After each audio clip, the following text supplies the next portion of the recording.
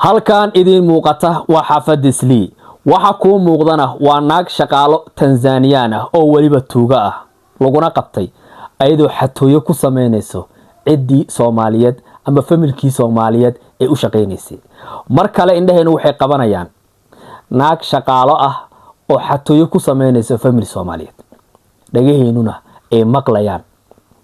gabdhaha Soomaaliyeed marna ma daayaan aaminaada ay aaminayaan naagaha shaqaalaha ee guriga u jooga alaashan qalbi xabxab daacadnimo naxariistu ka badatay aaminaan cid allaale cid arkam ee albaabkaas ka soo gashay naaguhu shaqaalaha ee guryaha la keensadana ama Tanzanian ha ahaato ama Ugandese ha ahaato ama qolo kale ha ahaatee marna ma joojiyaan xadista ee xadayaan gabdhaha Soomaaliyeed ee qalbi xabxabka ah ee daacadda ah ee guriga keensadeen aniguna marna ma daayo ka hadalka naagaha shaqaalaha ah ee xatooyada ku sameynaya gabdhaha Soomaaliyeed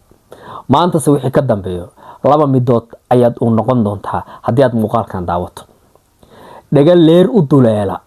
oo wixii loo sheega inta ka bixiya ama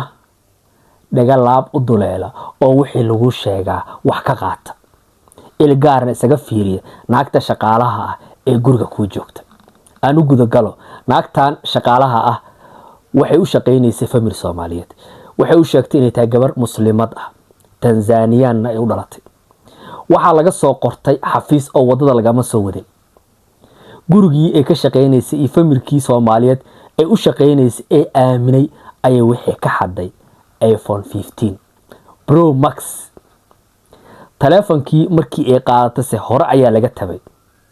ayadii oo wali guriga ka bixin gacanta ayaa lagu dhigay su'aalaad ayaa laga weydiiyay telefoonka waxayna sheegtay inaysan marna in la saarin gacanna saarin telefonkeedii ayaa baaris lagu sameeyay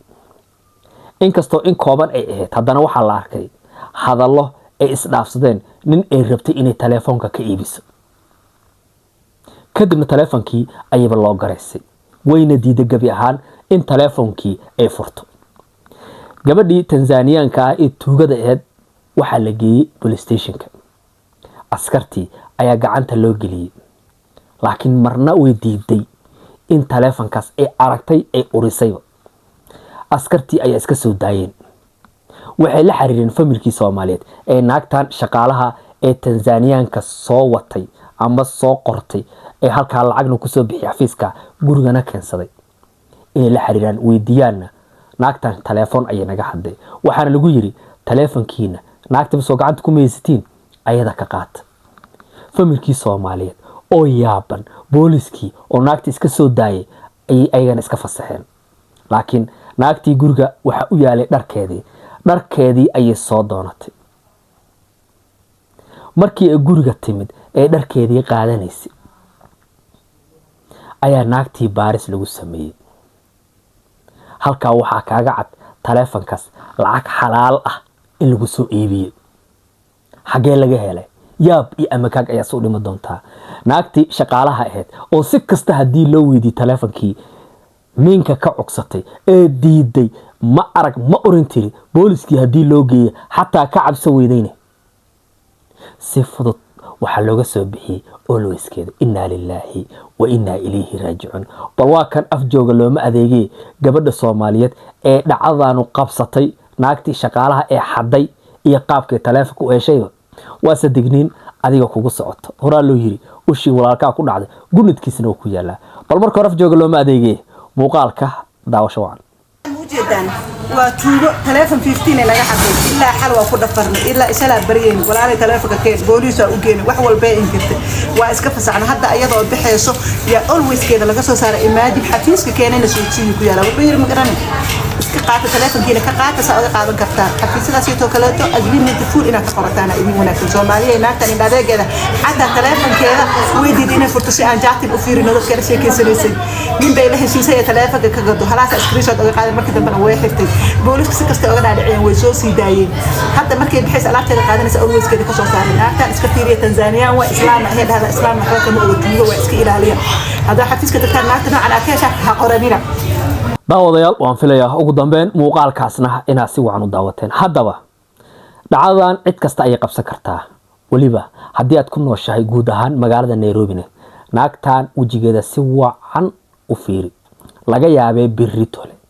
inaad raadiso naag shaqaale ah waliba ay noqoto qofka xiga ee gurigaaga ka shaqeynaya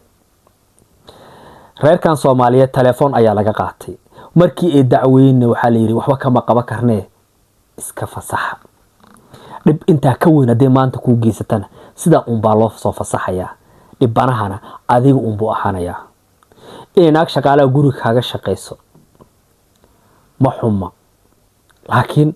ina hantidaada ilaashataa adiga ay mas'uuliyad ka saaran tahay fadlan ehelkaaga iyo qaraabadaada iyo asxaabtaada u sheergaree si ay kaga taxadaraan naagtan gabi ahaanba inay gurigaaga aysan ka shaqeynin muuqaalka xiga halkan idin muuqata ee gudcurka ah ee mugdiga ahna waxay dhacdo qaracan leh la yaab iyo amakaag cabsi gelisay kula kulmeen qaar kamid ah darawaliinta Soomaaliyeed ee u kala goosha wadamada Afrika hamoodin halka inay ku arkeen bahalo dad cun ah laakiin ninkan idin muuqda wuxuu u dhashay Suudaan ninkan aysan wadada kula kulmeen xilli habeen saq dhaxa ah waliba gudcurka mugdiga isha hadii farta laga gelina xataa cid ku arkeen si kadis ah ayuu ninkan wadada kaga horimid darawalkii Soomaaliyeed oo ah mid foojigan maadaama Suudaaneysku yihiin kuwa aad u dhib badan mixnad ah ayuu gaarigii si degdeg ah kaga joojiyay wuxuu isiri bal ninkan wadada ku soo dhacay dhanka kale kaga leexo mase ninkii Suudaaneyska ahaa wadadii ayuu soo galay oo gaarigii ayuu isku aadinaya bal dhankan u leexo ninkii ayaa taagan darawalintii Soomaaliyeed way yaabeen gaariga soo waxa la saarnaa nin askari ah ninkii askariga ahaa ayaa gaarigii ka soo dagay wuxuuna si toos ugu tagay ninkii Suudaaneyska ahaa ee gaariga isku dhigay waxaana la weydiiyay maxay tahay sababta aad gaariga u soo aadayso wuxuu yiri adduunka dhan ayaa nacay dhimasho ayaan rabaa war meela ku dhimata ma weys warqaaba isku disha ma weys ee taagiin darawaliinta Soomaaliyeed si kasta ay ula hadleen warniyahow nadaa oo naga leexo gaariga aan ka xisnay maya adduunkii oo dhan ayaan soo naco waxaan rabaa inaad dhinto gaari tareelay wadaan oo intaas soo luga leh wuxuu taagay ninka hadii aad gaariga gudubtaan lugaha dambo madaxa lee u dhigana diyadoon miya adigu kaala shak miyuu waalan yahay xogtan iyo muuqaalkaas waxa la soo wadaagay mid kamid ah darawaliinta Soomaaliyeed waliba digniin waxay u tahay darawaliinta kale aan war iyo wacaal u haynin wal muuqaalkan in adduunyo joogo maxaa aragti ku laaban in aqar la geeyo maxaa lagu ogeysii bal waa kan sidee wax u dhaceen ayaga ay afkooda inoogu sharaxay daawasho waan السلام عليكم ورحمة الله وبركاته حلقان وجدان ننكاسا ودادا اسور استاغي gaari marka xagga la aado uu isku soo aadiyaa xagga markuu la aado isku soo aadiyaa askariga u dagay uu wareystay maxaa rabtaa uu yiri dimashan diyaar uu taagay adduunka ay dhibtay adduunka ay dib u taagay dimashan diyaar u ahay car gaari ha dhaqaaqo amba tarla isku dhiga amba madaxa isku dhiga uu taagan yahay halkaas ninka taagan tahay askarina waa kaas uma jeedaan askarina waa kaas meel xun ay kala maraysaa baash markii ilaahay xaaladda asturo darawliintu habeenka socdow dad waxa jiro waalan amba cabsan oo rabo inuu adduunka ma taqaana ka tagaan oo baartu isku dhigaayo hal iska ilaaliyo daawadayaal oo filaya ugu dambeyn muuqaalkaasna inaad si wacan u daawateen haddaba haddii ehelkaaga iyo qaraabadaada iyo asxaabtaada ay yihiin darawaliin u kala goosha wadamada Afrika haba ugu darnaatee Suudaan gaar ahaan South Sudan muuqaalkan la sheergaray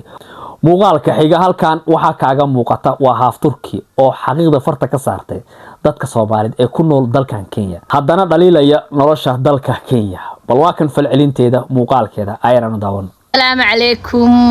السلام عليكم horta waxa rabaa inaan ka jawaabo gurigaas soo arkaysan gurigeena buumiyaangu waay dad baa soo qorqoray buumiyaangu waay waxa aad kala qorqoraysan ma fahmin guriga waxa la buumiyaangu guriga waxa la buumiyaangu okay marka waxa rabaa inaan idin sheego mid rabaa inaan ka hadlo weeta Soomaaliya laga helaa dal ay ku nool yihiin ay ku hurdayaan ay ku soo nabad ku soo kacaan ay nabad ku xuuriyaan ay nabad guriga ugu dhiseen ay nabad ku dhaxyaacayaan ay nabad ugu shaqaysanayaan in ay dhahan ha amaanina idinka ma iska leh Soomaaliya laga helaa cunsuriyaal noocaas oo kale inta wariyada cunsurnimada iska dhaafa dalkan waa dalkeeni labaad أنا كينيا أبال بأوهايا كينيا وجعلها دلك كينيا والله وبالله وطلع ودلك لبعض الدون كانوا جعل حتى هذه الشيء جاية نكبين درسنا كينيا كينيا آد بوجعلها إلهي سبحانه وتعالى وحن أقبر يا مركز وأدعي إلهي سبحانه وتعالى ضلك وذا سؤدستين أخر حسدين دولة ودسنده نظام كود إلهي سبحانه وتعالى تفرارق ورحجر إلهي إنه كلا صار وضلك وذي سنا أقرح بدن مركز عادها مركز ما أنا جست الله إلهه كقبو ضلك إلهه كقبو كوا ما أنا ودن كوا دسيه يسكبر برن يا ودن كان هذا لو دسي وإني منا محيد مسكح إيمال أجريم فاهم وسا marka waad ku nooshaa waa ku hurday waa ku xoorisaa waad ku shaqaystaa guriga ku leedahay adeer nabadad ku hurday nabadad ku soo kacday ma sha Allah waxaad inaan la dhexdaa laga rabaa waa dal wanaagsan inaad wanaaga sheegtaa la rabaa hada ina Soomaaliya laga xiro dad wadanka u dhalan ee amaanaya hee waa faanina waa amaana waa u qalmaan وواجب ولبيا وواجب ما هن حتى يعني سنة ما هن قصبنا ما هن سنة ما هن وواجب بفعلسة ضل كان أديك كل عشت أتكورد أكسوك عدو ونبض أتكورد نبض أكسوك عدو ولا المعن وإن أمانتا أدو دعيسا ولب بقى صلاة دكت إله هذا إله ودن كان هرمرك إله سيادي هذا واي dalkeena ku soo haray ilaahay subhanahu wa ta'ala nabad iyo hadda alxamdulillah sida hormaniin wadankeena waa isfufray insha Allah ilaahay waxaan ka baryaynaa meesha maanta ay Kenya taagan tahay meel ka sareysa inay iigana tagaan laakiin dalkan Kenya walaal macaan waa dalkeena labaad Soomaaliya markaan ahnay waa meel laga ixtiraamana laga jecel yahay waa meel ku nooshiin waa meel guri ka dhisateen waa meel daar ka dhisteen waa meel suuq ugu weyn ka dhisateen adeer runta la isku sheega adeer Soomaaliya runta isku sheega laba run isku sheega beena oo kaasan عذرني إذا كان إذا لقوا جاري ولا المعن دلا إذا أتكون حورسين نبض أو كسو قاعدين الليذين أنا كم أسكلم حوا أمانة دلك هذا لا ولا هدلك يقلبات واي كيني حتى كل حياة وأنا جعلها حك بدل كرتين وحكوا صحرتي يا ضدها أركاي قوري ما كل هاي باكين كان باور ما قشطة هذا هاي ولا المعن قوري كان لعبت هذا كنت جنها أنا لعبت هذا كنت جنها نسي أمانة أنا جعلها ودن كان قلبي ديال لها دلك كينيا تجيال لها دلك كينيا قبوجيال لها دلك كينيا مقعاسة أولو بحياني نكبين دسانا كينيا لعكتيدا أنا كنت جن بهدنا ما أنتو حاكو دهي وأنا جعلها قريا ليه هنا أنا ليه فرحي عبدي قرنتها إيجاريا ليه قعدتيدا أنا كوتو إنان باكين كل إحدى بيانا أسوق شتوار رجينا يعني فاهم إلهي حقي سنوح كمان إلهي سبحانه وتعالى إذا كان يجمع إيمان بريو إلهي سينكرا فهميسا عيد ما عرفت لو بلن قاad inaad guri kiri ku jireen noloshaada ku jir la dhahay ma jirto hadii ay dhacdana ma aragto oo ilaahay dhaha lagu tala gelin adoonteedii ay ku jir gurigaas kirida hadaa baxsan alxamdulillah dadaaba haysan kiri wuxuu ku baxsan oo banaankaas jiifanaay dadaaba habeenii maalimeed ku kor socdaa waa aragteen waxa socdo Falastiin ka socdo walaal macaan alxamdulillah aan taaganahay ilaahay ama hado dhan u sugnaatay ilaahana kuma hadina noloshan yar ilaahay ka sukane dalka Kenya iyo dadkeeda Kenya kuma hadinaya oo Soomaali kamid tahay Soomaalida Kenya kamid tahay ee dadkii Kenyaati kamid yihiin dalka aan ku xuurnay nabadda dadkii oo ma aragtay ka soo shaqeeya u duceynaya waana jeclahay dalkan waana amaanaya waxa ka bedeli kartiin malaha cunsuriyaalaatiin meeshan ay daawadayaal waan filayaa ugu dambeyn muuqaalka hafturkii inaad si wacan u daawateen adiguse hadaladeeda maxaa kaaga baxay aragtidaada muuqaalkan qaybta hoose ee commentiga ayaad noogu cabiri kartaan